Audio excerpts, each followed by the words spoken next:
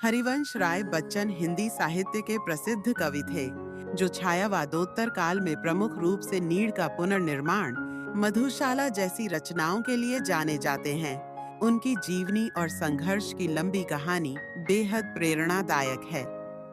हरिवंश राय बच्चन, जीवन और साहित्य की यात्रा। प्रारंभिक जीवन और शिक्षा।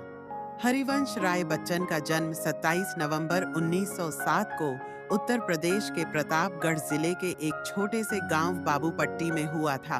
उनका पूरा नाम हरिवंश राय श्रीवास्तव था, लेकिन उन्होंने बच्चन उपनाम अपनाया, जो बाद में उनकी पहचान बन गया।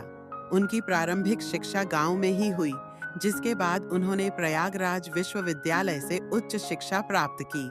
उन्होंने इंग्लैंड के कैम्ब्रिज विश्वविद्यालय से डॉक्टरेट की उपाधि प्राप्त की, जिससे वे डॉक्टर बच्चन के नाम से प्रसिद्ध हुए। हरिवंश राय बच्चन की लेखनी भावनाओं, दर्शन और समाज के गहरे चिंतन से भरी हुई है। उनकी सबसे प्रसिद्ध रचना मधुशाला 1935 है, जिसे पढ़कर लोग उनके साहित्य प्रेमी हो गए। इस कविता संग्रह में प्रतीकात्मक रूप से जीवन और संघर्ष को शराब, मधुशाला, साकी और प्याले के रूप में प्रस्तुत किया गया है।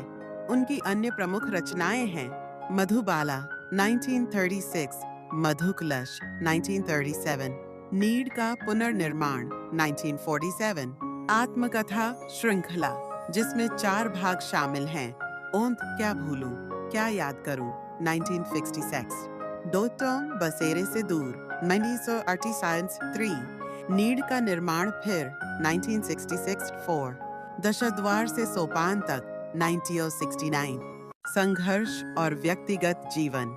हरिवंश राय बच्चन का जीवन कई संघर्षों से भरा था।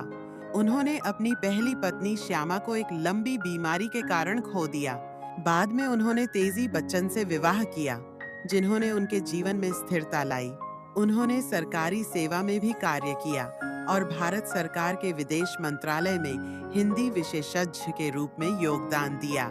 इसके अलावा वे राज्यसभा के सदस्य भी रहे। हरिवंश राय बच्चन को साहित्य और कला के क्षेत्र में उनके योगदान के लिए कई प्रतिष्ठित पुरस्कारों से सम्मानित किया गया, जिनमें शामिल हैं पद्म भूषण 1970, साहित्य अकादमी पुरस्कार 1969। हरिवंश राय बच्चन का निधन 18 जनवरी 2003 को हुआ, लेकिन उनकी कविताएं और साहित्य आज भी लोगों के दिलों में जीवित हैं। हरिवंश राय बच्चन केवल एक कवि नहीं थे, बल्कि वे भारतीय काव्य जगत के एक स्तंभ थे। उनकी कविताओं ने न केवल साहित्य प्रेमियों को प्रभावित किया, बल्कि समाज को भी नई दिशा दी। उनकी आत्मकथाएं आज भी युवा लेखकों के लिए प्रेरणा का स्रोत हैं।